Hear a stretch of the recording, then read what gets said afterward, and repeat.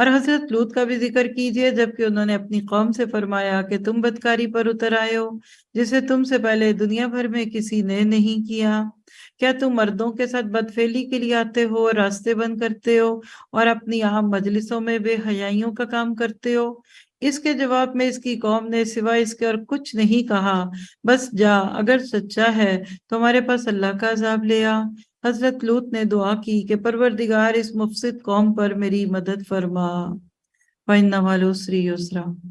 آج بھی اگر اس کو نہ روکا تو وہ وقت جو ان قوم لوط پہ بھی نہیں آیا تھا وہ آج کی انسانیت پہ آ رہا ہے۔ آپ دیکھیں کہ نفس کی غلامی، پہلے عورت مرد کی کشش کے نام پہ بغیر شادی کے تعلق قائم ہوئے، دل بھر گیا۔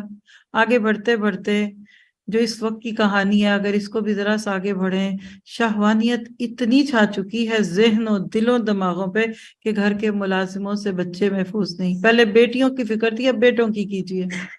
قبروں میں مردے نہیں بچ رہے، نابینا بچیاں نہیں بچ رہی، ٹیک کیئرر ان کی ذات جو کرتے ہیں، بچے چند مہینوں کی بچیاں نہیں بچ رہی، سال کی بچی نہیں بچ رہی۔ تو آپ نے اور اپنے بچوں کی ہدایت کے لیے دعا کیجئے کہ اللہ اس عسر کو یسر میں بدل دے، یہ گندگی اور بےہودگی کا طوفان اتر جائے۔